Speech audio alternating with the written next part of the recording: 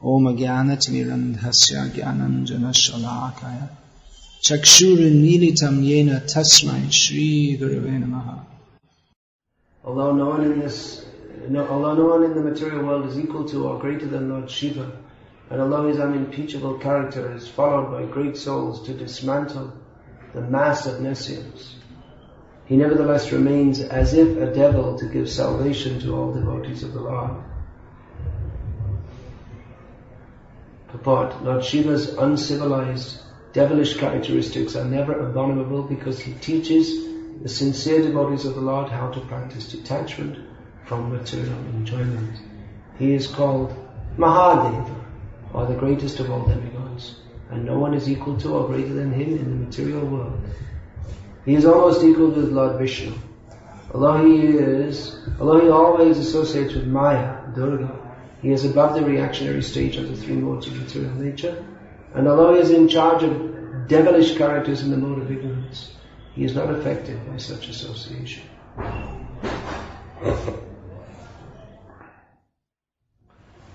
We find several places in Srimad Bhagavatam that Lord Shiva is glorified. Also, of course, Sati, which was the history of Sati, is recorded in the 4th canto, in which he's also glorified. And we find actually throughout the Vedic literatures that Lord Shiva is glorified. And he's glorified to such an extent that it may be very difficult to understand who is the Supreme, because in some places Vishnu is described as Supreme, and in other places Lord Shiva is described as Supreme, and in some places Lord Shiva worships Lord Vishnu, and in some places we find in Mahabharata that Lord Krishna performed austerities to supplicate Lord Shiva so that he could have a son, which he did, Pradyumna, his first son. So the Shaivites and the Vaishnavas will bring out different pramans from Shastra to show who is supreme, and of course it's very famous that Lord Ram worshipped Lord Shiva because he was about to attack Lord Shiva's great devotee, apparently a devotee, not really a devotee, but devotee means one who is anyavilashita shunya jnana-kama-adhyana vrita anukulyena krishna-nishilanam bhakti. Really the word bhakti, as Prabhupada has analyzed in that purport in the 6th chapter of Bhagavad-gita, really the real devotee is bhakti, bhakta. Bhakta means devotee. So real bhakta is one bhaja. The word comes from the bhaj. Bhakti can bhaj root. So this worship, this term is only actually applicable in relationship with Lord Vishnu. And really bhakti, we talk about, the terms are there, Karma Mishra Bhakti, Jnana Mishra Bhakti. But if bhakti is mishrit, if it's mixed, it's not really bhakti at all. Real bhakti means without any desire. So when we say that Ravana was a devotee of Lord Shiva,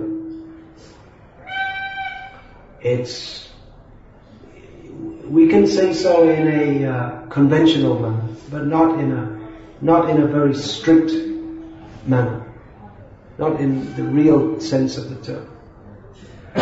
So anyway, that story is that's well known, how Lord Ram is said to have worshipped Lord Shiva at Rameshwara before setting out for Lanka to kill the great devotee of Lord Shiva named Ravana. Of course, that story we don't find in the Valmiki Ramayana, but that is cited, is all over India, that's cited as evidence that Ram is actually inferior to Shiva. This is cited by the Shaivas. That, see, he's worshipping him, therefore he must be inferior.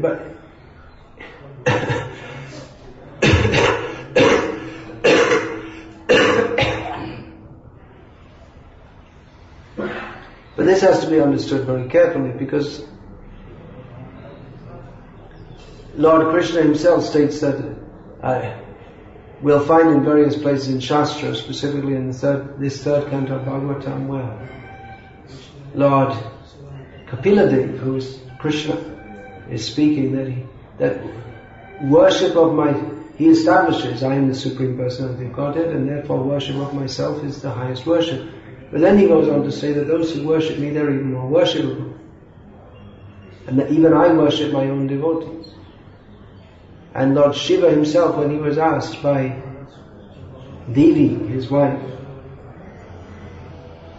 that, she herself was expressing some bewilderment. There's so many different forms of worship. So which is the best? There's so many different gods. Some people are worshipping you, people are worshipping me. They're worshipping Vishnu, they're worshipping Lakshmi.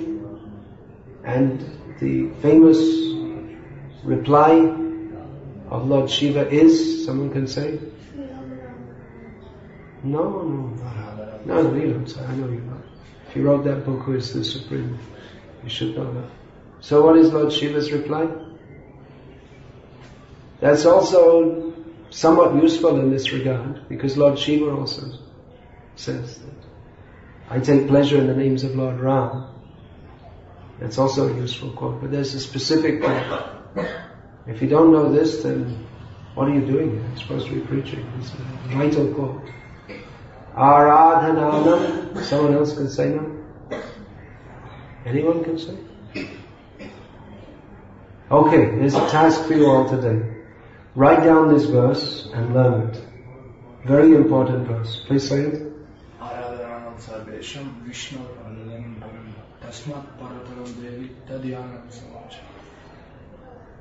This means that Lord Shiva replied that of all the forms of worship, the worship of Vishnu is supreme. That is intrinsically the supreme, yet there is something even better, which is to worship that which is in relationship to Lord Vishnu, namely his devotees. But worship of Krishna's devotees is considered superior to Vishnu, not because they are intrinsically superior to Vishnu, but because they have a relationship with him. He is the supreme. It's not that the devotees are the supreme. Krishna himself considers worship of my devotees more. Then we can see who is really Krishna's devotee. If someone's worshipping Krishna, they may be doing with an ulterior motive. What can I get? Because he is supreme. But from the devotee, from Krishna you can get dhanam, janam, sundari, all these things.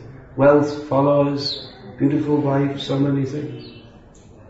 But the devotees, they may have the power to give such blessings, but they don't give such blessings. They don't, generally devotees, they don't exhibit such mystic opulences as giving blessings, unless they're preaching among extremely foolish people like Lord Jesus Christ. He performed some miracles, bringing people back from the dead, turning water into wine, and a few things like that. So then people had faith in him. Otherwise they're so dull-headed. Even his very, very simple and basic message, no one was going to listen, unless he showed some mystic powers. But generally Vaishnavas, they don't. They may do, but it's not that they're going around performing magic tricks. Anyway, in India there are already so many people doing magic tricks, so many yogis. So, devotee doesn't try to impress people with such tricks. But he gives Krishna Bhakti, which is the greatest gift. So, people of sense gratificatory tendency, they may approach Lord Vishnu, understanding he is supreme. or understanding that he's very powerful. But they won't approach the devotee, because the devotee will tell them, give up all your material attachments and simply do as Lord Vishnu wants. And they, I don't want to do as Lord Vishnu wants. He should do what I want. That's why I'm worshipping him. I'm approaching him for Dhan Jan Sundari. He should give me. Why are you asking? If I have to do what he says, then I become his slave. That's right. But they don't want. So this kind of neophyte devotee, that I will worship the Lord in the way that I think best, because I am the center of the universe. I know better. I don't need to be instructed by anyone, because I already have a direct relationship with the Lord. I'm such a great devotee. So this is not accepted as devotion by Krishna, because he doesn't accept devotion unless it goes through his devotee. So anyway, I was saying there's a great controversy which goes on and about who is supreme, especially who is supreme, Vishnu or Shiva. Generally the discussion goes on this topic, and more recently it's become a very popular theory that why are we all arguing? Just to accept all the gods are the same. There are 33 crore demigods, and gods or demigods, and we can invent a few more or have some more new ones just for the modern age, and it's all the same. So there's not much controversy. This Ramakrishna, so-called Paramahamsa, he wanted to make harmony in Hindu society. Why are you all fighting? It's all the same. So everyone came to thinking it's all the same, and it all came down to the lowest level.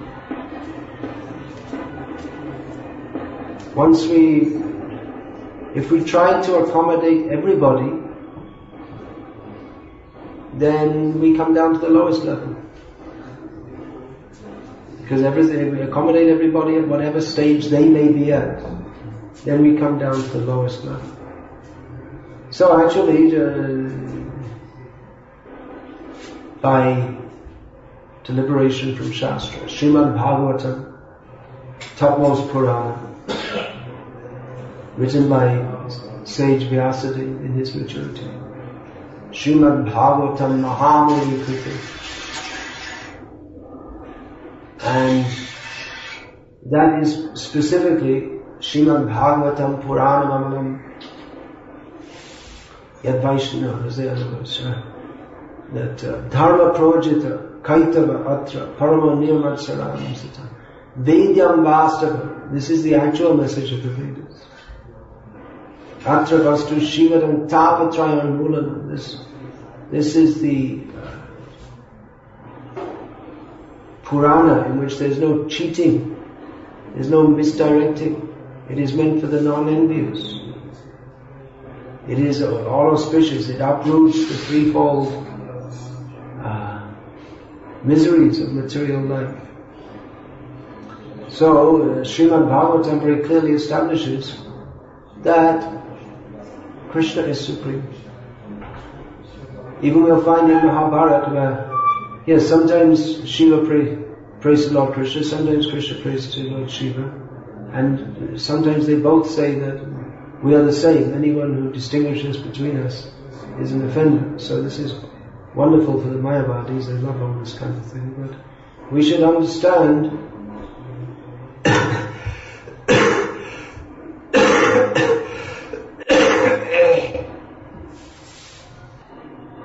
how Lord Shiva is non-different from Lord Vishnu and how he is different. If If we simply stress non-difference, then we don't understand the whole picture. At the end of Mahabharata, then that's stated, just to put everything in proper perspective. Although we find in Mahabharata, we find the great authority, Bhishma, as well as others, very clearly establishing that Lord Krishna is the supreme, even above all the demigods, even above Lord Shiva. So, at the end of Mahabharata, we have Vede Ramayane Chaiva Purane Bharate Tata Adav Ante Cha Madhya Cha Hari Sarvatra Kirti. That in all the Vedic literatures, beginning, middle and end, Veda, Ramayana, Puranas, Mahabharata and so on, the only object is glorification of Lord Hari. So, Lord Shiva, his position is very special. It's not that he's to be misunderstood or misconceived because of his devilish characteristics, as Prabhupada writes. His behavior and appearance is not like that of a standard Vaishnava. We do not encourage any of you to put ashes all over your body and have snakes around and go naked or any such thing. Only on some conditions we can allow. If you can hold the Ganga as she comes down from the heavenly planets and break the force of her flow, then we could possibly consider such a thing. Otherwise not. But you can't do it, because we are not much. He is powerful, we are not so powerful. If we could swallow poison that's capable of destroying the whole universe and ourselves not remain poisoned, then you dress as Lord Shiva, put on ashes from the crematorium and so on. Otherwise not. So you may say, well, he's a Vaishnava and he's doing like that. Two questions arise. One is, why is he doing that if he's a Vaishnava? Another thing is, if he's a Vaishnava, then why can't other Vaishnavas? Why is he doing that if he's a Vaishnava? Because, I was just saying, we can't bring everyone into the same category, otherwise we go down to everything comes down to the lowest common denominator. We find that. In an ashram, if we think, well, we'll just allow anyone to join who wants to join, then it'll be with no standards. You just, everyone do whatever they like, get up whenever they like, do whatever they like without following the temple authorities. Then we'll fill up with all useless people. No one will follow the temple authority. They say, no, I know, I'll do everything in my own way. So then everyone else will say, oh, okay, then I'll also do. And then it'll be chaos. Or this person, he's a devotee, so we should allow him in the ashram, but he just has a small problem. He can't get up before 10 o'clock every morning. But he's a devotee. So if we allow, then everyone else will think, alright, if that's allowed, then I can also do it. So everything comes down to the lowest standard. So the ashram must be very strict, and Vaishnavas must be strict. Asat sangati agi Vaishnava achara. First characteristic of Vaishnava is it gives up bad association, because a Vaishnava has to live according to the rules of Vaishnavism. If he associates with non-devotees, they're always doing things which are not conducive to Krishna consciousness. So it's very difficult to follow.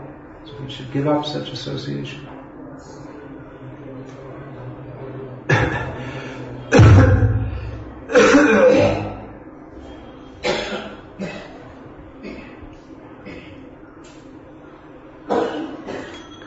But then we may think that, well, how can those who are on a lower level, how can they be purified and uplifted? Isn't it more merciful if the devotees just mix up with everybody? So certainly devotees, they do mingle with human society for the sake of uplifting them. But at the same time, they have to maintain some difference. They don't simply become part of broader society. Sometimes, well, people will accept us better if we're more normal. If we watch TV and when we go to their homes, they give us some biscuits and we don't even look at the packet to see whether it's vegetarian or not. Just, they'll feel happy if we take it. So they'll feel happy and they'll accept us as normal, and we'll be normal, which means not Krishna conscious. So instead of us uplifting them, say, well, they'll accept us more. But they should accept us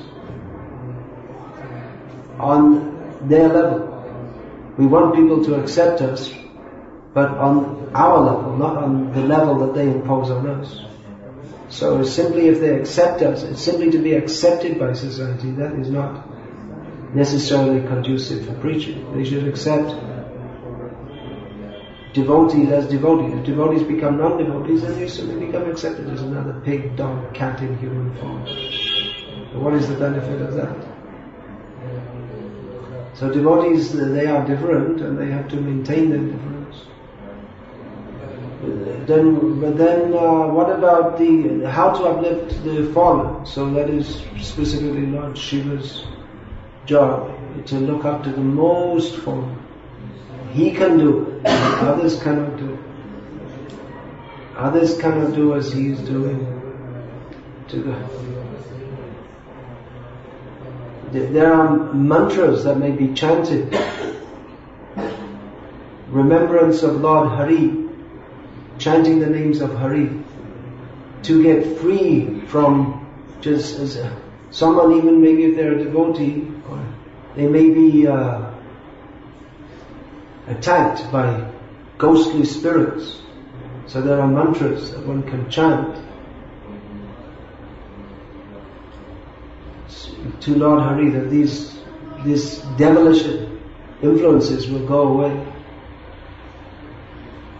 But Lord Shiva, he doesn't chant mantras for them to go away, he lives among them.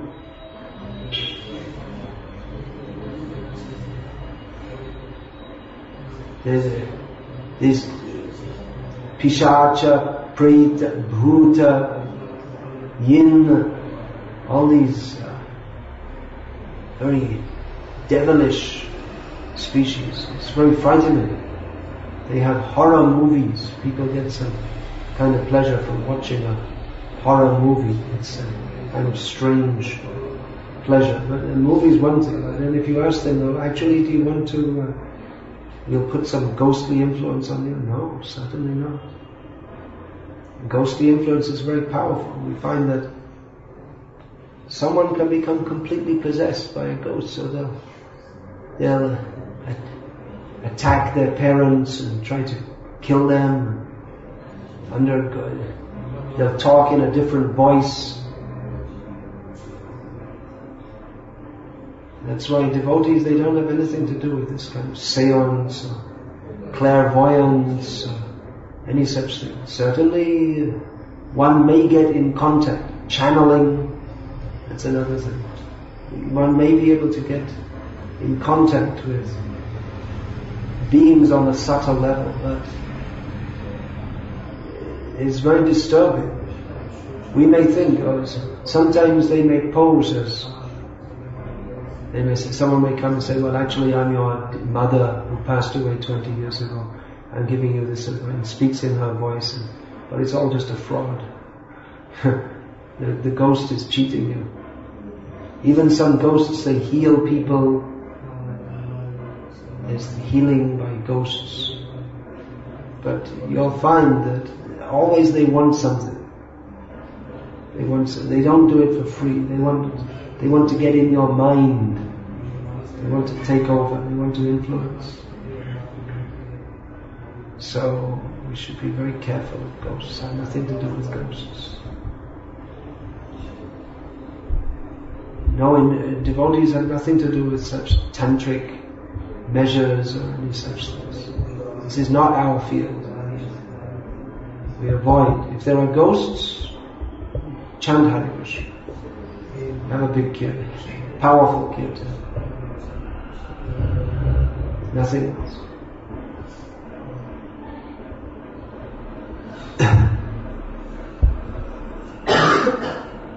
But Lord Shiva, he has taken the duty of living among such ghostly beings for the sake of uplifting them. On some level, on any level, if they have some attachment to him, because he is a great devotee of Lord Vishnu, they will get benefit from it. Very difficult to uplift such ghostly beings. We're finding it's very difficult to uplift even persons who are in regular human bodies, who are supposed to be the most eligible candidates for spiritual life in the whole universe. This Earth planet gives a better opportunity for uplift than Brahma Loka, Mahaloka, Tapaloka, Janaloka, Swarga Loka, the upper planetary systems. But we're finding that it's very difficult to uplift such people, to get them to take to Krishna consciousness seriously. Then what about those who are in ghostly form? It's very difficult to uplift them. That is the task of Lord Shiva, to tolerate such intolerable beings and somehow work towards affecting their uplift. So Lord Shiva's position is unique. It is not to be imitated. It is neither to be imitated nor to be disparaged. We should understand his greatness and offer all respects to Lord Shiva. Vaishnavan Yatha Shambhu, the greatest Vaishnava, Lord Shiva, for undertaking this work of uplifting the fallen souls. Paramaradhanam Tandi Purushasakilana. How does that verse begin? Tapyante lokatapena prayasho. I'm forgetting 2 words. Prayasho janaha paramaradhanam Tandi Purushasakilana. Lord Shiva himself states that to accept all difficulties for the sake of uplifting fallen souls, that is almost always, that is generally seen as the general characteristic of great personalities. There is no better method of worshipping the Supreme Personality of Godhead than this. So Lord Shiva lives by that dictum which he himself spoke. Hare Krishna. I'll finish there. Srimad Bhagavatam ki jai. Divine Srila Prabhupada ki jai. Hare Krishna.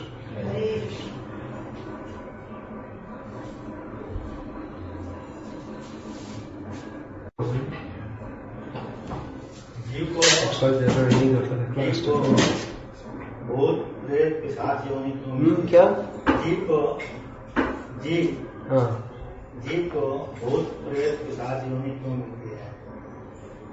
Say in English so others can understand. Say loudly. Why Jiva gets the body of a ghost Pisach? Can you answer?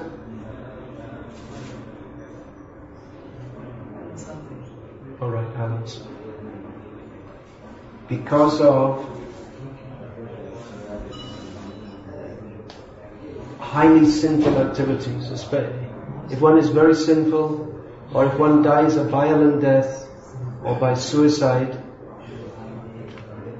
he is liable to become a ghost. Or if one is very attached to a place, one may remain remain in it as a ghost. And one has to be very sinful to do so. And also if one worships ghosts, bhutani yanti bhuteja. If one worships ghosts, then he becomes a ghost also. So anyway, you're not going to become a ghost. You don't worry.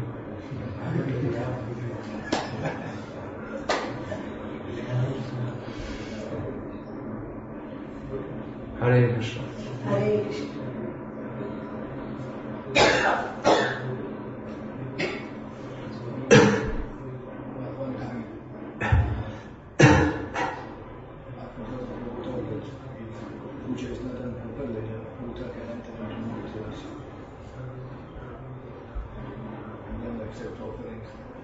I just want to know how they are accepting offering. Like you also told that if you leave prasad over man and Buddha company, I guess. I've never heard such a thing. Although it may be possible that Krishna may not be satisfied to stay. And if we're in ghostly consciousness, then Krishna may think we're a ghost. He was speaking about Jain. Jain. Then he was telling even photos of acharyas and gurus should be full size, should be better than Buddhas and anything like that. I never heard the Buddha could enter, the whole form should enter. And what else were you saying? And for prasad, how they are taking that prasad? And in general, food that's left overnight, it's considered impure, but prasad.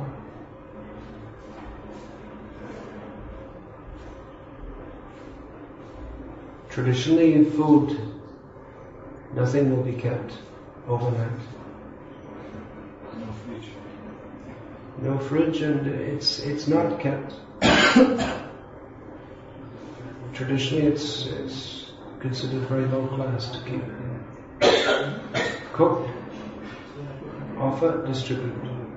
And some may be kept for unexpected visitors, guests, but at night it isn't finished.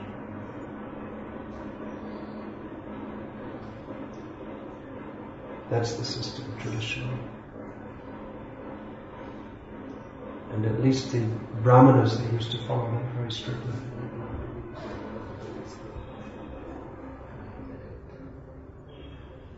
When Bon Maharaj joined the Gauriya Math, because he was from a Brahmin family, he was shocked to see that there were so many things.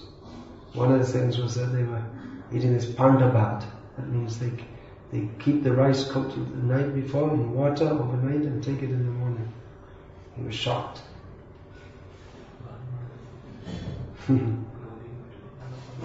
But nevertheless he stayed, despite so many things which were not according to his Brahminical habits. Hare Krishna.